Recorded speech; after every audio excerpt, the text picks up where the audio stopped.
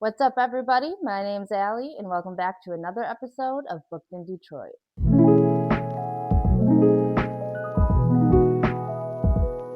In this episode, I sit down with Can Bookstore owner Jamii Tata and his friend Rain. I just want to let everyone know that this video was filmed a couple weeks ago. It was supposed to be uploaded a little bit earlier before BookFest. Unfortunately, I ran into some complications and I wasn't able to get that done, but I hope you guys like it. Enjoy. So, why don't we start by just having you tell us a little bit about yourself? Okay. Peace. Jamii Tata, founder of No Allegiance Nation, founded in 2005. We are a nation building organization. We seek to build a nation of knowledge seekers through consciousness raising and literacy attainment. Essentially, we train the young people and give them all the knowledge so they can pass it on to the next generation. We call young people emerging elders. And what does it look like if we equip them young to be awesome when they're older to give back to community? And we've been doing that for over 20 years now. Nice. So we'll do that through several literacy initiatives. First is Illuminate Literacy Entrepreneurs, teaching young people how to read and write for themselves first, and then giving them skills and figurative language and other poetic devices to be able to, write even more awesome things. And they get a chance to perform in a poetry slam. And first, second, and third prize and honorable mention get a chance to be a part of a poetry team, and they get a chance to publish their own works. And there's either a book or they call them things now, the audio books. And also perform at this big festival we do called the North End Urban Expressions Arts Festival. The Healing, long title, represent the North End. We also have an advanced literacy program through broadcast journalism and community radio called Operation Rebel Community Radio. Survival literacy, where we teach how to have access to land and grow, sustain yourself and the land. And then our fourth pillar is adult literacy through an initiative called Can Books, supporting emerging and established authors of color in Michigan. But you asked about me. That's like about us. I'm teaching writer. Been teaching poetry and writing for since I started the organization, so like 20 years. Oh, wow. Um, I've never published anything myself, but I've helped other people publish folks and edit books and do all of that great stuff. Nice. One day the young people will see me publish something. One day the world will see me publish something. Maybe one day, one day. But just love community, love the city of Detroit, love all the young people and the potential realize and not the potential that folks don't see or don't pour into. And as a Detroiter who was poured into as a young person, not only pouring into the young people, giving them spaces to do that themselves Yeah. is really important to me. So how does how does a what does a youth-led space look like, and what does a youth-led space that sustains itself to allow other youth in the next generation to take over look like is what we're trying to achieve. Nice. How did you come up with No Allegiance Nation or CAN for the name of the bookstore? So the name of the organization is No Allegiance Nation. So bookstores can books. So that was a natural, like, let's just add books. And this that's a great idea. So we had the notion to put positive messages about Black people on t-shirts as the inception of the entity, No Allegiance Nation, which an additional slogan to that is I pledge allegiance to knowledge. Because there's a lot of pledging to different things, and one of the Yeah. things we just want to um, pour into is pledging to knowledge and what it means to learn, to educate, and to grow in knowledge. So, for us, that one of the big symbols of that is reading and is literacy and is books. Yeah. So, Ken is an appropriate title for a bookstore. Lots of bookstores Right. have book name. Yeah. So, can you explain the co-op model for the Con Books co-op? Yes, yes. So we have a wonderful co-op that's geared toward adults, and I'll explain how the young people pour in as well. So there's a option to put in both either time or money or both to kind of pay your dues. And what happens is once you become a member, you have access to different membership benefits, including you can use the space. Before COVID, we had a space in the North End on Kenilworth.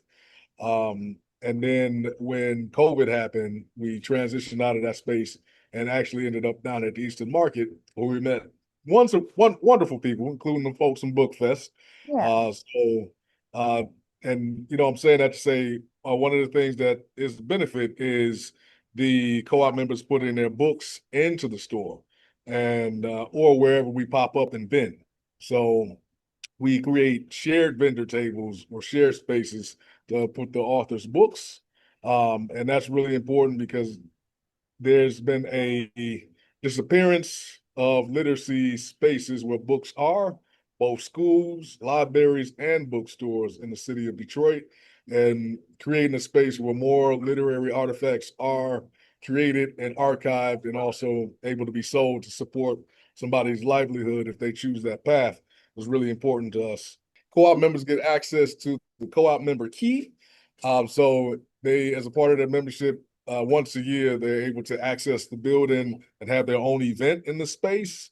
So if they Oh, want to have a nice. book launch, a book gathering, a book talk, a low key party, is they can do what they feel with that wonderful key. But also, a real good benefit is just the networking of other authors, connecting to each other, and building camaraderie and also, what does it look like to write together? Having spaces to bounce ideas and then share spaces to write is part of the benefits of membership. Yeah, I think that's really cool. So, what motivates you to continue showing up and providing for your community? I hate to put people on the spot, but Rain, people like the young people. I think it's really important to create spaces that open the possibilities to their dreams. Yeah, Uh, it's one of the big reasons why No Allegiance Nation was created is because we are an alternative and a supplement to the schools. And at the time I was in high school, they were closing schools and not necessarily giving the students the reasons why they were closing schools. Or, kids had to merge here and there. And I was the product of a wonderful school that sometimes that had some teachers that needed development. And, you know, but I was a product of also going to community centers where I I was able to take what I was wanting to do and learn in coding. I was in the coding program with the Black Data Processing Associates, which was amazing. I earned my first computer through a computer competition there. But then I took those skills to go to a community center and became a graphic and web designer, and also learned graphic design, and I knew web design. So I was learning and doing as much learning or more than I was in the schools, and also being able to earn dollars through that. So being able to create those spaces that feel and are home, yeah, really important. We need more safe spaces, sacred spaces, and spaces where we feel affirmed, but also feel like we can produce in the way that we want to produce. So Rain is a good example, even though she hasn't said anything yet, of somebody who did not say anything at all when we first met her. And now she's one of our leaders telling other people what to do with the words out of her mouth. It's amazing that she's organized, she's coordinated, and she's an artist, and she's helping other people, get their goals and things together, but also creating a space where she can come in and feel excited and at home. She don't call the bookstore. She calls it the library. She got to find solitude and peace here. And I know I'm speaking on your behalf because you sometimes go into that shell of yours, but you can speak at any time. But creating spaces for young people like Rain that become these adults, what does it look like for those adults that really care about the young people's needs from where they see the needs of a young person? It's one thing to care for other people through your own lens, but doing it through the lens and understanding that you um, need to listen, be present, and be patient to get that understanding of the lens. So having a space like this, having to work like this to have to pass on legacy, um, to make it a better place for folks. Because one of the things I was looking for as a young person was a voice. I feel like I really didn't have a voice at home, and being able to write on the page brought me freedom, brought me joy, brought me help and support that I didn't have elsewhere. But I really got that platform in a community center with some community-based poets. Um, Shout out to Black Ink. Um, that really it was a multifaceted approach to um loving on young people. So yeah, I continue that. I'm continuing the legacy that was, a positive impact on me. Nice. I think that's really sweet. And I think the work you're doing is definitely so important and so many people can benefit from it. And I know like if there was something like that around my area, I could have benefited from it a lot because I am a shy, quiet person in my shell, but I write a lot and it would be nice to sit down and have a community and to be able to find like-minded people. So, yeah. Yeah, I think that's the thing about No Allegiance that I like the most, honestly. Because like you said, when I first started here, I was quiet in my shell. I didn't like to talk. I didn't like to be around. I was just more of the type of person that would sit there and listen to everybody and observe to get a feeling of the room. But Yeah. now, like you said, I am one of the many leaders here. I am an artist, like you stated before. I draw a lot. I draw on anything, hand, shirt, feet. I will draw on pretty much every and everything. And this place actually gave me the chance to express my art in the ways that wasn't like, oh, you should draw this way or you should draw that way to appease other people and how they think art should look. Baba actually just gave me a chance to let out everything that I held back inside of my art and actually throw the paint all over the walls, figuratively and literally, Yeah. with no hesitation. And the thing about No Allegiance is that a lot of us came here silent, nothing to say, withdrawn, held back because a lot of people, especially in the youth, like especially nowadays, since a lot of us get things thrown at us at home that we don't actually know how to comprehend or deal with, and we don't have our own voices. So when we come to No Allegiance and join this community, we actually find our voices, how to speak, how to talk, how to be loud without feeling like we're being too much. So instead of being silent, yeah, we may still wait our turns to talk. We may still have our chances and times where we go back in our shells and stop communicating. But Obama has kind of, I wouldn't say, but this is kind of like a metaphor. We're clams, and he opened up our shell and showed us exactly who we could be as long as we keep applying ourselves and wanting for ourselves. So the more that we show up and keep going for this community, especially within literacy, since when I was younger, this is something I didn't realize until I got older, is that for one, a lot of people stop teaching the basic fundamentals of reading, writing, like a lot of people, especially nowadays, my age and older than me, I was shocked to find out that a lot of people didn't know how to read or write in cursive, let alone write basic poetry lines, even if it's just two lines. Yeah. But they knew every rap song, every lyric. So it just kind of showed me that in the community, there was nothing that was showing us how to properly read, write, or understand or comprehend the things that's going on around us, especially in books.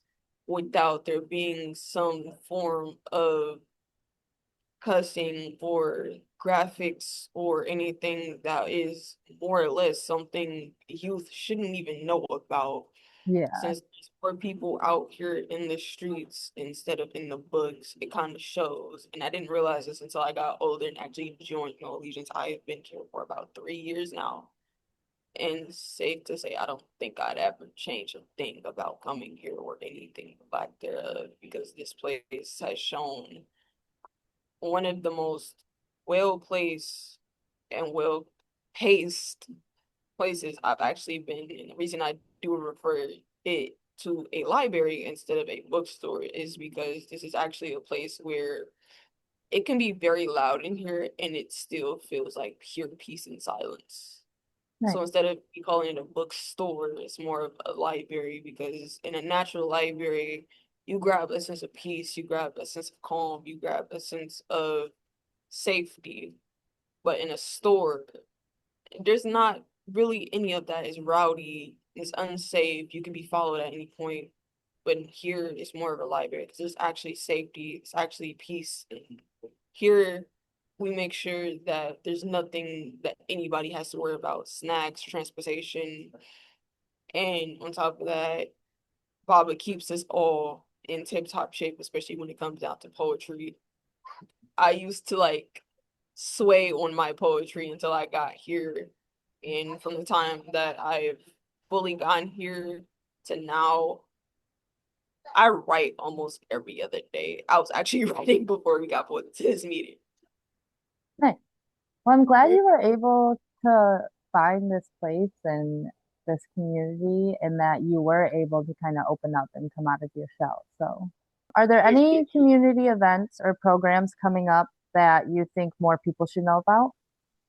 Sure. We have the annual North End Urban Expressions Arts Festival Healing every fourth Saturday in August. So it's August 22nd this year, 11 to 8 p.m. There is our Illuminate program will be starting back up in August on Fridays. I think that's what 5 to 7:30. I believe so, yeah. That's happening. But also just shout out to all the libraries. There are so many beautiful programs happening in all the libraries. And we I founded an art coalition, so there's a lot of partnership with art and artists. Seeing as Rain spoke a little bit about art, but they have 3D printers at the library now. They got a little Oh, wow. makerspace library. So if you haven't been to they even got video games. So if you think you just go to the library for some books, you go to the library for the books and. So I got a shout out to all the wonderful libraries that are doing their thing. Because yeah, they are a safe space. They are a beautiful space, and they are a declining, uh, disappearing treasure. So shout out to all the libraries here. But shout out to Bookfest coming to you real soon, like this upcoming Sunday. But we're at the Eastern Market on there during our artist market Sundays every week from 10 to 4 p.m. So there's a lot of wonderful vendors, a couple book vendors. And so people coming down there to shop and see us is really wonderful too. Nice. Can you tell me about the Illuminate Literacy Entrepreneurs Program? And okay, I'm gonna try my best to pronounce this. If I say it wrong, correct me and I will redo it. Is it Uru? Uru? Uhuru? The farms, Uru Sasa Farms? Oh, Uhuru Sasa. It's just canned farms now instead of Okay. so you want to go get a couple of the young people's book treasures, Amir's young people's book. The Illuminate Literacy Entrepreneurs Program is for young people 8 to 18. We usually have is either between 8 and 12 week program. We're actually training a wonderful person named Naima to support that program. She's in the room. Shout out to Naima. She's waving hi. So we usually have it structured in a wonderful lesson plan of words of the day. So young people get 3 to 4 words a day. Um, and they define them, using them in a sentence and alliteration. And then we do a poetic lesson on a poetic device, whatever that may be. And then we give them an opportunity to practice that. Then we do a poem, and they have the opportunity to use the words of the day and the poetic device in that poem. And it's really cool because at around, what is it, like 7, right before folks feel like they're gonna leave, we turn the lights out, put the little flickery lights up, make it all like a nice ambiance and nice atmosphere, turn into an open mic vibe. So the Oh, young nice. people get a chance to try out their poems in front of the crowd, or could just be the people, the students in the room, but there's like a real like event atmosphere because Yeah. it's the young people get a chance to also lead an open mic series called the Illuminate Open Mic, where they are the folks telling the adults how they need to be and want to be supported for the open mic. Like, we need this type of food. We just need these many mics. We need this, that, and the third. We want to pay this author to come and speak. We want to do this, that, and the third. So, they are running the show. They are hosting the event. They are, welcoming people in. They're also encouraging people to purchase their own products. We have published several books of the young people's work, including a coloring book, 2 coloring books of different authors. And one of the things that Treasure was like, so do I have to put words in the coloring book? I'm like, it's a literacy program. You're gonna have to add a word to your stuff. And she was like, okay. And it turned out great. She loved that she added words in the long run, but she was just like, why am I adding words to a coloring book? I'm like, oh, it's gonna be cool. And she was like, okay. So those young people get a chance to really hone in on their craft. And the ones who graduate get a chance to have their own release party. One of the young people, Dina Allen, she got a chance to have a release party, and she sold over $300 of merchandise in Oh, one wow. night. And she was like, oh, this is why we did all the inventory and all the classes on business and setting up a table and the etiquette with stuff and the stuff and do all the poetry stuff. And then she actually went on to do a poem at a Pistons competition and won a $25,000 scholarship for one of the poems she made at Heck the yeah. program. So Nice.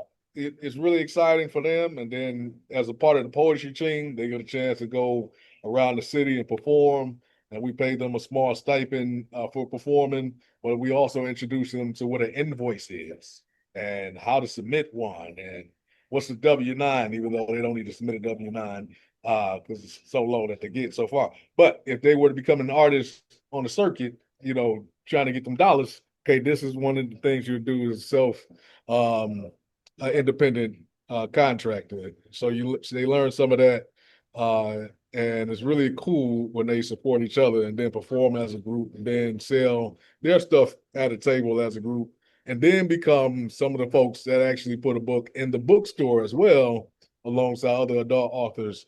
So it becomes like a pipeline. Nice. That's really cool. Yeah, yeah. And Can Farms, our main site represented with that is the Firehouse Garden on Beaubien and Marston in the north end of Detroit. It's really cool because we have wonderful beds, raised beds and in-ground beds where we grow food. But the object is to show young people especially about the literacy of survival. Some young people really asked in earnest, like, what does it mean for us to learn how to purchase property when people are buying property all around me and I don't know who they are, but I can't purchase the house that I live in or the lot that's next to me. So we started to do an education series on how to have access to land. And the Firehouse Garden is unique in that we mow the grass that enables us to have access to the land. So we're Oh, nice. not paying for the money. We don't got no deed. We got a partnership and an agreement with the owner to mow the grass, them not get fees from the city because they get the grass cut. Then we get to grow food on it. But then after growing the food, what does it look like to learn how to cook the food? And then what does it look like to also sell the food at market? so you can earn something from that. So learning that literacy is a whole thing, but also just being a steward of a communal space is really important because the garden is our first home. We did the youth open mics, we did the youth poetry program, we did pop-up vendor stuff in the garden because that's the space we had. And it was beautiful because it was already a community space. Then we just had this element of literacy, which is kind of cool because as an artist, one of the things that I learned very long ago is that anything can be a canvas. And one of the things that I encourage folks to do was like, yo, those rain barrels, let's prime them boys. Okay, let's put some art on them. You know what? We do community poems. So the young people learn how to create this thing and this process about community poems. They throw out, they get a topic from the crowd in their open mics. They get a couple topics, and then they have folks democratically vote on the topic they're gonna write about. Everybody add a line or two and pass it, line or two and pass it. Then you got a community poem. Everybody can put in, and you a poet. You just added a line. But those community poems inspire the art that will go on the rain barrel, and then we actually write the poem or a portion of the poem on the rain barrel, and then we put them in the garden, or we give them a ways to put in somebody else's garden. We done raffled and included a couple raffles with the Charles H. Wright and Sierra Club. So it's been a great thing to see not only art on rain barrels and functional rain barrels, but also literacy on rain barrels, which created a whole event called Bikes, Barrels, and Books, which is partnership with Sierra Club and with Mogo and some other folks at one time that we hoping to bring back next year. So the garden is a great space. It's about growing food, but it also is largely about literacy for us and what it means to survive. And a city where there's many resources that you can use to maintain. So, what is your favorite thing about being a part of Town Bookstore? Honestly, my favorite part in general is the fact that I can plaster art all over this place. I get to paint, I get to draw, and naturally, And do poetry. yes, and do poetry. But for me, my art, in a way, is my poetry with and without the words. I like to put a feeling in it, just like you will put a feeling in the words. I like to put a feeling in my art. And with this place, I get to completely plaster. I'm talking all over the place. Art on top of art on top of art, whether that art is me drawing on myself on a consistent basis, is me putting my artistic ways or my emotions on paper and drawing them out. And she got a poem on there. Yes, in a poem. Or it's doing something like this, which is, You're very talented. thank you. Right? I naturally, when it comes down to my art, I put everything that I feel inside of it. Yeah. So it looks dark, but that's just the emotions that either doctors or people couldn't understand. And with that being said, I get to plaster it all over this place without judgment, without someone coming up to me asking me if I'm okay or not. And I get to write as much as I possibly can with every emotion I actually have. And I get to put it on paper. I get to put it on the walls. I get to put it on the rain barrels. I get to put it on canvases. I get to have as much creative freedom as I possibly want or ever could want in this place with zero restrictions of what it can and cannot look like, what it can and cannot represent. So basically what I'm trying to say here, I don't have restriction. Nobody here has restrictions on their emotions, on their creative tendencies, on their personality. There's no restrictions, there's no holding back, there's no left, there's no right, there's no back, there's no forward. It's just where you are in that moment to actually express who you want to be. That is the best part about this place is that zero judgment because obviously all of us go through something, all of us think about certain things, all of us want to find a creative outlet for us to be free, and that place is this. Yeah. Nice. And I, I am I was gonna say I can see that being very like therapeutic and freeing in a way. So Yeah, and for me, it's the people. So, the co-op members like in Zinga, Lejeune, who has coloring books and poetry books. And then we got Kenya Harper. And then my son, we dropping his third book. It's Oh. crazy. It's crazy. Like we out here publishing books together. And it's so amazing to see when people we're a small, quaint little space, but we make major impact in the space that we're in. And, loving where you at is really important. And making the most where you are is important. And I think, especially the youth program had bounced around for 10 years from east side to west side, maybe even southwest. North and finding a home for the young people and the adults was really important. And being able to create a space that supports them both is so critical and important, and a thing that I think is awesome. So, for me, it's the people, the little ones and the big ones, who look after the space but pour into the space. And also the folks that are still coming to learn that we here. We don't have a sign yet. We're gonna get there. And also folks, some of them still think we in the north end. We not there. We have moved to the west side of Detroit. And so hoping more folks find us and add to this wonderful vibe that's been created here. So, if you had the ability to host any event in your store with an unlimited budget, what event would you host? A poetry slam. A giant poetry slam. I'm talking 60 seconds. Poem and an art piece that bases off that poem. That with everything, the paint, the canvases, stage, the stadium, all of it. Thousands of people. That right there would be grand. I'm talking so much emotion, so much care, people present in the moment just to express and feel what other people feel in that space. Just a room full of nothing but beautiful people and beautiful words and beautiful art just in one simple place. That would be amazing. Nice. I would second that. I guess I would tangent a little to open mic slash open arts is what one of my young people call it. And because for me, you give me 2 inches, we gonna make something happen in those 2 inches. Give me four. Oh, this is gonna go down. Because at the front, we got notebook making happening in our little print shop that we create. We call it print shop. It's very small, but it's doing a thing. But we could also press T-shirts.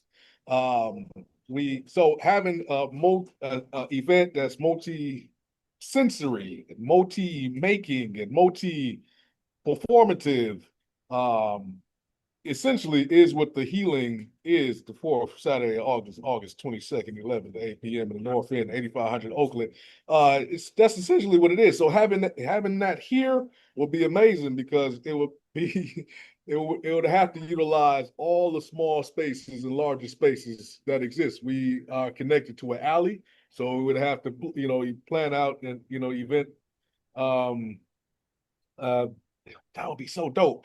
Because one of the things I want to do was create a garden in the alley, but with the rain barrels, if we line the rain barrels on either side, then it becomes like an art alley. And then if there's like performances on either end and in the back, and if we get that lot over there, and then there's the DJ and all the turntables out here, and the recording and the baking and the tea shop and that would be amazing. So yes, the healing here and the healing there. Yeah, the healing everywhere with healing arts and culture and loving on the culture and lifting up the people and the black people of the city. Yeah, They both sound really fun. right. Yeah. So, what will Can Books have at their book fest booth? What will we have? Yeah, your booth. Oh, we bringing out all the books. So we're gonna have a couple co-op authors there, like we did last year. So we have new and used books. We try to do a lot of folks buy a lot of children's books. That's probably our number one seller because they're usually buying it for someone else, their daughter, son, niece, nephew, cousin. So that's the thing. We definitely will have some board games out there. We got some puzzles this year, which is cool. We got some reading based apparel, like some Dr. Seuss, All the Places You Will Go. It was really kind of cool. Um, and I'm hoping, I don't know, my son's third book is going to be arriving in time. Um, but just a number of great books. We have spiritual and metaphysical books. We have a lot of Black authors. Um, cooking and food is one of our specialties too. So we're gonna be, dropping that like it's hot. We're gonna have the $2 for $5 box, and I think $2 for $3 boxes. Those are really popular.